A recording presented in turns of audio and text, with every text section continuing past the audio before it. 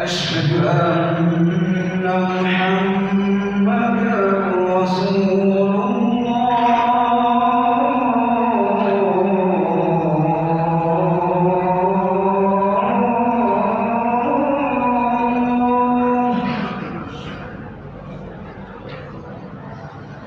أشهد أن محمدًا رسول الله.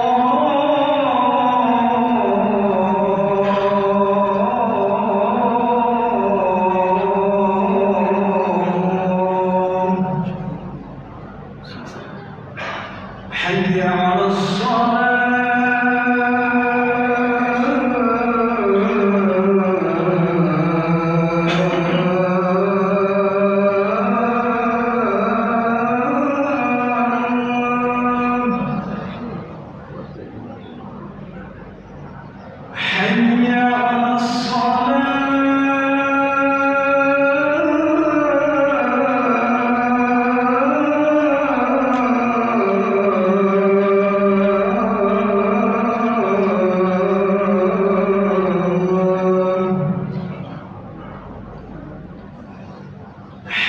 على حي على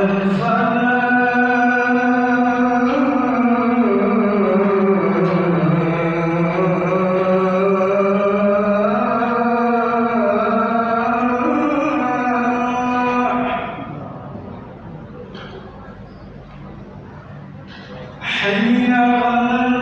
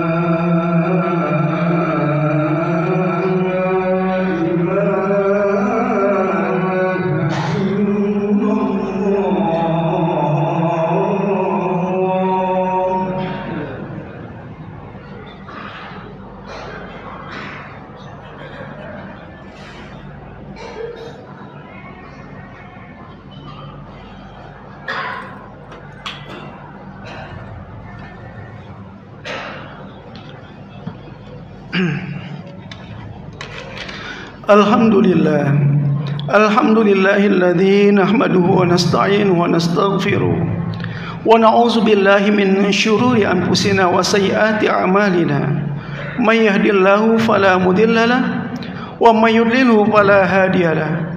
Asyhadu an la ilaha illallah wahdahu la syarikalah wa asyhadu anna Muhammadan abduhu wa rasuluhu la nabiyya ba'dah. Allahumma salli ala Sayyidina Muhammad wa ala ali Sayyidina Muhammad kama sallaita ala Ibrahim wa ala ali Ibrahim wa barik ala Sayyidina Muhammad wa ala ali Muhammad kama barakta ala Sayyidina Ibrahim wa ala ali Ibrahim fil alamina innaka Hamidum Majid. Ayyuhal mu'minun usikum wa nafsi bitaqwallah faqad fazal muttaqun. Hadirin sidang Jumat rahimakumullah.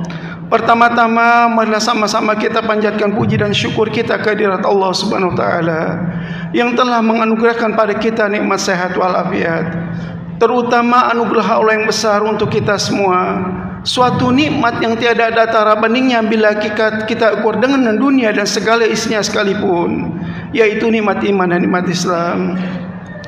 Karena nikmat inilah yang membawa kita selamat dari dunia sampai akhirat nanti.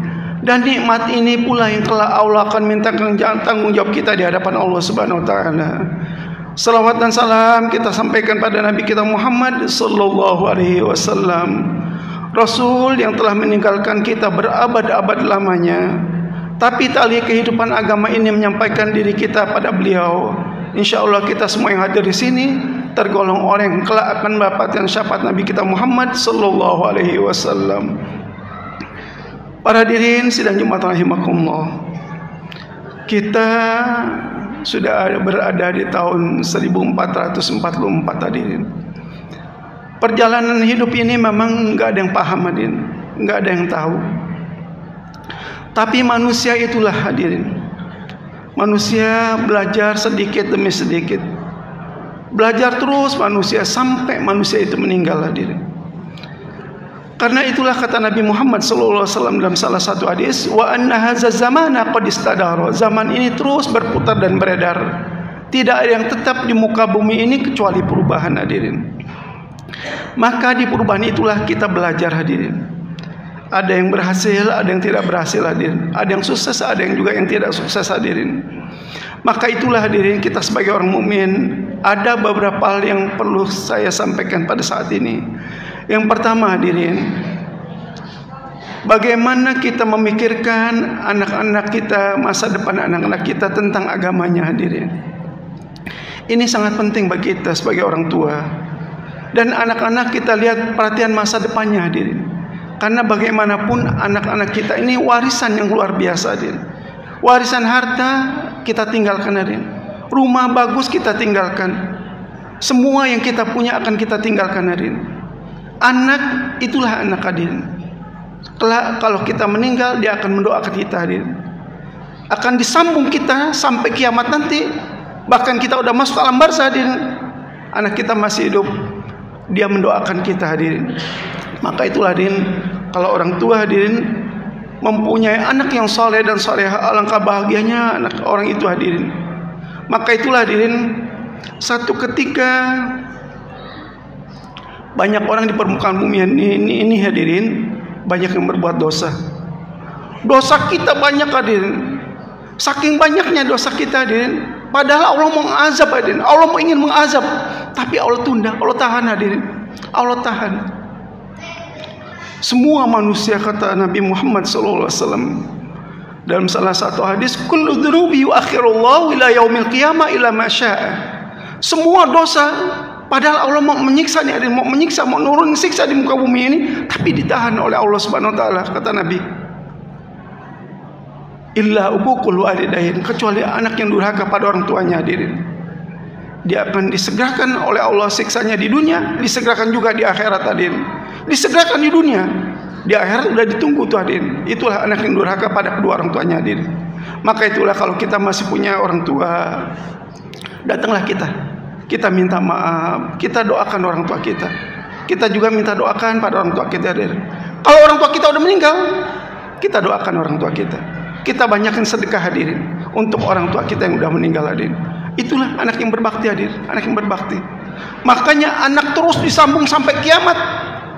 Dari dia hidup sampai dia meninggal hadirin, tetap disambung kepada orang tuanya hadirin. Maka itulah yang pertama itu hadirin, jaga anak kita. Terutama masalah ibadah hadirin. Kalau kita perhatikan zaman sekarang hadirin, kita ngeri luar biasa hadirin. Anak kita pintar-pintar sekarang. Yang SD pintar, SMP pintar, SMA pintar, yang udah di perguruan tinggi juga pintar-pintar hadirin. Tapi satu, kalau dia ngelawan orang tuanya hadirin, dia membantah orang tuanya, wah celaka hidupnya hadirin, celaka. Jangankan begitu, makanya kita orang tua hadirin mengajarkan anak kepada sholat dulu hadirin, sholat, karena sholat itu merupakan tiang bagi kita, tiang agama bagi kita. Bahkan kata Nabi, nanti di hari kiamat nanti pertama amal dihisab adalah sholat tadi. Sholat nih, kalau sholat kita nggak benar, kita nggak ajarin anak kita hadirin, nggak bakal berbakti. Maka itulah yang pertama sholat tadi, sholat. Ada satu hadis yang cukup panjang, saya bacain terjemahnya ajarin.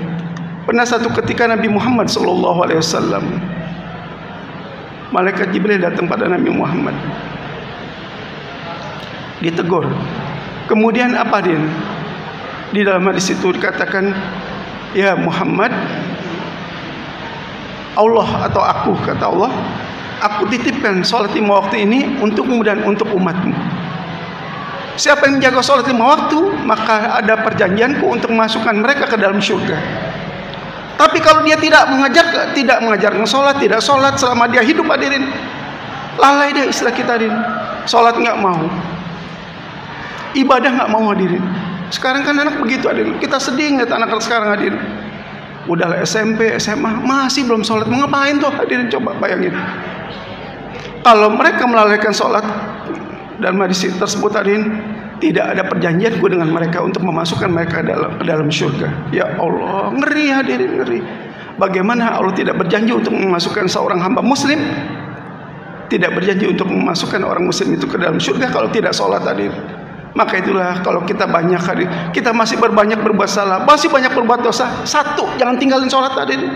Jangan tinggalkan sholat. Ajar anak kita nih. Kalau kita pulang, ajar anak kita. Kita umpamakan beginilah, misalkan seorang bapak, dia sholat berjamaah maghrib di masjid. Ketika dia pulang ke rumah, dia lihat anaknya habis sholat ngaji, istrinya habis sholat ngaji. Oh, dunia ini lega, adin. Dunia ini lebar, luar biasa, adin. Nikmat hidup ini, adin. Pas orang tuanya pulang sholat dan bapaknya pulang sholat dari masjid maghrib, adin, dia lihat istrinya masih main HP, anaknya main HP, adin, belum pada sholat. Kiamat, hadirin. Ya Allah, nggak enak dunia. Coba hidup juga nggak enak. Maka kalau rumah tangga kita ingin berkah, rumah tangga kita ingin diturunkan ke rahmat oleh Allah Subhanahu Wa Taala, jaga ibadah di dalam rumah tangga kita. Jaga. Nggak nikmat orang nggak sholat, hadirin. Maka itulah, hadirin, kalau kita masih berbuat salah, banyak berbuat dosa, jangan tinggalin sholat satu aja, hadirin. Jangan tinggalkan sholat, hadirin. Untuk itulah maka jaga, yang pertama itu jaga keluarga kita, jaga anak-anak kita supaya mereka terus menjalankan sholat, hadirin. Karena sholat ini merupakan tiang satu ketika yang pertama sekali dihisab adalah tentang sholat dulu, hadirin. Yang kedua, hadirin, bagaimana kita sebagai orang muslim memikirkan agama kita. Nah, ini penting, hadirin. Masa depan agama Islam, masa depan umat Islam harus kita pikirkan dari sekarang, hadirin. Memang udah dipikirkan dari jauh-jauh hari, hadirin, oleh umat, oleh ulama-ulama kita dulu, oleh umat Islam terdahulu, hadirin. Tapi ini sangat penting karena ini merupakan satu tonggak perjalanan hidup umat manusia, hadirin. Sekarang orang, hadirin, kita lihat mereka jangankan masalah ini, masalah agama ini sia-siain, hadirin. Oh, orang nggak sholat merasa tidak berdosa tuh. Dia tidak sholat, tidak ibadah, merasa tidak berdosa, hadirin. Kayak apa seperti begitu, hadirin? Banyak anak-anak, maaf, anak sanawiyah, anak SMP, anak aliyah, baca rukun sholat, baca niat sholatnya belum bisa, hadirin. Ngeri kita tuh, coba bayangin. Baca niat sholatnya nggak bisa. Kayak apa begitu, hadirin? Maka itulah orang tua dia bahagia kalau dia lihat anak-anaknya taat pada Allah, taat untuk menjalankan agama, hadirin. Sebab apa? Disitulah, hadirin, kunci kehidupan, kenikmatan orang hidup kalau dia menjalankan agama. Kita jangan bangga kalau anak kita pintar, anak kita cerdas, anak kita, juara mulu, hadirin. Jangan bangga kita, hadirin. Sebab apa? Satu ketika kita meninggal, hadirin, anak kita diri kita, hadirin. Oh, rumah kita bagus, kendaraan kita bagus, harta kita banyak, tabungan kita banyak. Enggak, kita bawa mati semuanya, hadirin. Yang kita bawa mati amal, hadirin. Dan anak-anak sore doakan kita, hadirin. Nah, itulah bekal bagi kita semua, hadirin. Masalah agama ini masalah yang esensial sekali, hadirin. Pikirkan masalah masa depan agama, hadirin. Masa depan agama merupakan satu tonggak untuk kemajuan bangsa, kemajuan umat, hadirin. Dan yang ketiga, yang terakhir, hadirin, bagaimana kita meniti hari depan ini dengan ekonomi, hadirin. Karena bagaimanapun kata Nabi, engkau meninggalkan warisan itu lebih baik daripada engkau tidak meninggalkan warisan. Jadi engkau meninggalkan warisan anak yang soleh itu lebih baik, engkau meninggalkan harta juga lebih baik, hadirin. Sebab apa? Kalau dengan harta itu dia bisa membantu fakir miskin, membantu anak-anak yatim, hadirin. Jangan kita meninggalkan anak dalam keadaan kita miskin. Makanya orang Islam disuruh berusaha terus, kerja terus, hadirin, kerja yang rajin. As-sakhiyu qaribun minallah, kata Nabi. Orang yang dermawan itu dekat dengan Allah. Qaribun minal jannah, qaribun minan nas, baidun minan nar. Orang yang dermawan itu, kata Nabi, dia dekat dengan Allah, dekat dengan manusia, dekat dengan surga, jauh dari neraka. Al-bakhilu, sebaliknya, kata Nabi, baidun minallah, baidun minan nas, qaribun minan nar. Orang yang bakhil itu dia jauh dari Allah, jauh dari manusia, dekat dengan neraka, hadirin. Ngeri itu. Maka itulah diri kita sebagai orang muslim, kita berpikir masa depan kita, masa depan agama kita, masa depan keturunan kita, hadirin. Bagaimana kita ini memikirkan bangsa kita agar bangsa kita menjadi umat yang maju, hadirin. Sebab itulah Al-Quran menggariskan pada kita semua bahwa kita umat terbaik. Umat terbaik ini umat kita tampilkan kita berbuat dengan kebaikan-kebaikan kita. Jangan dikatakan oleh Allah, kuntum khaira ummatin ukhrijat lin-nas. Kamu semua umat yang terbaik. Kamu lahir sebagai umat yang terbaik. Allah titipkan umat ini padamu semua. Jadi inilah hadirin, kalau kita dijuluki umat yang terbaik, kalau kita perbuatan kita juga baik hadirin. Memang enggak semuanya umat Islam itu umat terbaik hadirin. Kita juga sadar, ada juga yang enggak ibadah, ada juga yang menganggap agamanya agama, ya itulah hadirin. Sholat enggak sholat, kayak apa seperti itu hadirin. Jangan kita udah tua hadirin, kita masih durhaka sama orang tua kita enggak ibadah, kita enggak sholat, mau ngapain hidup hadirin? Coba, sayang umur, sayang Allah kasih kesempatan kita semuanya sekali di dunia ini hadirin. Maka itulah banyak-banyaklah berbuat baik selama kita hidup ini, dan mudah-mudahan kita semua nanti kalau kita dipanggil oleh Allah dalam keadaan husnul khatimah. Amin ya rabbal alamin. Para hadirin, saya rasa ini aja yang dapat saya sampaikan. Lebih kurangnya mohon dibukakan pintu maaf yang sebesar-besarnya. Mudah-mudahan isi khutbah yang singkat ini ada manfaatnya bagi kita semua. Mudah-mudahan Allah senantiasa membimbing kita ke jalan taufik dan hidayahnya.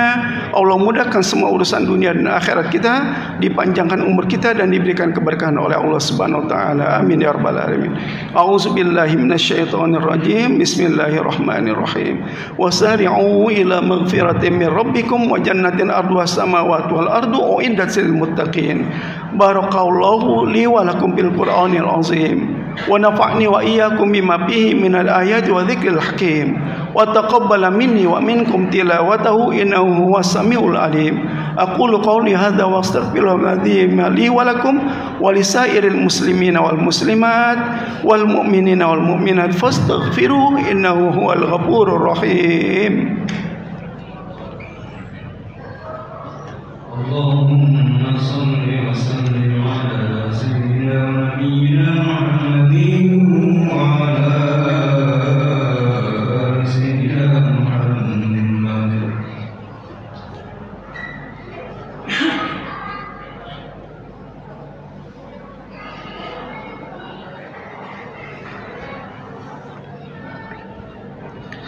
Alhamdulillah. Alhamdulillahilladzi amarna bil ittihadi wal i'tisami bihablillahil matin. Asyhadu an la ilaha illallah wahdahu la syarika lah wa asyhadu anna Muhammadan abduhu wa rasuluhu rahmatan lil alamin. Allahumma shalli wa sallim wa barik ala sayyidina Muhammadin sayyidil mursalin wa ala alihi wa ashabihi wa qaratibati wa azwaji wa dzurriyyati ajmain.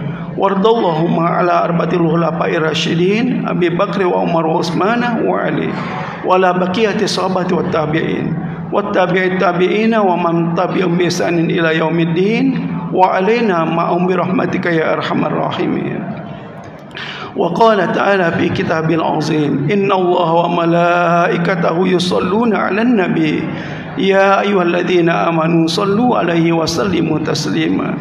Allahumma aslih jami' aulatil muslimin wansuril islam wal muslimin wansuril islam wal muslimin wansuril islam wal muslimin wa ahlikal kuffar wal musyrikin.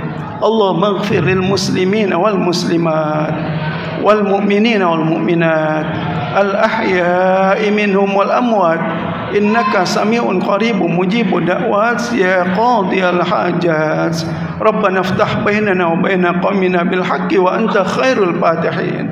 Rabbana atina fid dunya hasanah wa fil akhirati hasanah wa qina adzabannar.